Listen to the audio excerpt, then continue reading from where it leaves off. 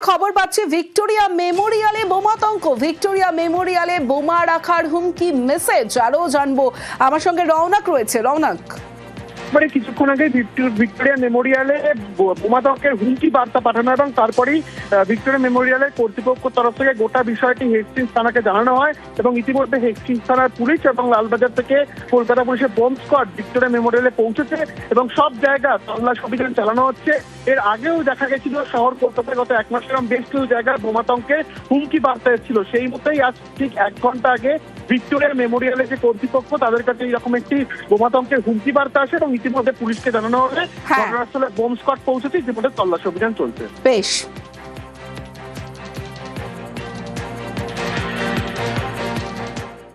আরো এক বিজেপি নেতার মন্তব্য, সেই মন্তব্যে বিতর্ক। স্বরূপনগর, সেই স্বরূপনগরে অসীম সরকার বিধায়ক, তিনি উপস্থিত পরিবর্তন যাত্রায়।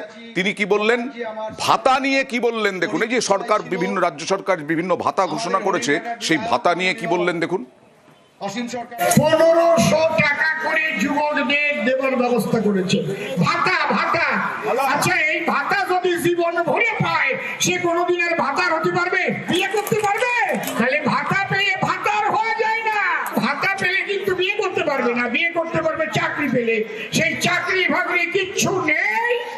কথা বলবো অনুপমের সঙ্গে। অনুপম, তাঁরই দলের বিভিন্ন নেতা, তাদের শীর্ষস্থানীয় নেতৃত্ব, তারা বলছেন 26-এ বিধানসভা জিতলে পরে তারা এই ভাতা আরো বাড়াবেন।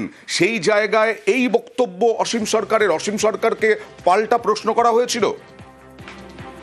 হ্যাঁ দেখো, এই যে অসীম সরকার এই যে পরিবর্তন সভায় যে উপস্থিত ছিল, তিনি কিন্তু এই যে বক্তব্য দেওয়ার পরেই কিন্তু তার যে দলের ভেতরে কিন্তু গুঞ্জন শুরু হয়ে যায় এবং তিনি কিন্তু তারপরে সেখান থেকে কিন্তু তিনি চলে যায়। আচ্ছা, তিনি বক্তব্য দিতে উঠে এই ভাতা প্রসঙ্গে যুবক যুবতীদের নিয়ে যে কুরুচিকর মন্তব্য করেছেন, তারপরেই কিন্তু তার দলের যেসব স্থানীয় নেতৃত্ব যারা ছিল বা তার দলের অন্য যারা ছিল তারা কিন্তু ব্যাপারটা বুঝতে পারে এবং তাকে যখনই বলে সে তখনই কিন্তু সেখান থেকে চলে যায় এবং যার কারণে তাকে এই নিয়ে কোনো প্রশ্ন করা যায়নি। তবে এই নিয়ে কিন্তু সেইখানে যে যুবক যুবতীদের স্থান পর্যন্ত সেই মাইকের আওয়াজ দিয়ে পৌঁছিয়েছিল, তারা কিন্তু রীতিমতো কিন্তু ক্ষোভ প্রকাশ করেছে যে একটা যুবক যুবতীদের সম্বন্ধে এইরকম কুরুচিকর মন্তব্য একজন বিধায়ক হিসেবে কিভাবে তিনি করতে পারলেন, যেখানে কটাক্ষ করতে ছাড়বে না খুব স্বাভাবিকভাবে। দেখুন কি বলছেন। যেটুকু করেছে আমাদের মাননীয় মুখ্যমন্ত্রী মমতা বন্দ্যোপাধ্যায়, তিনি বেকার যুবক যুবতীদের প্রতি মাসে 1500 টাকা একটা ষান্মাসিক ভাতার ব্যবস্থা করেছেন।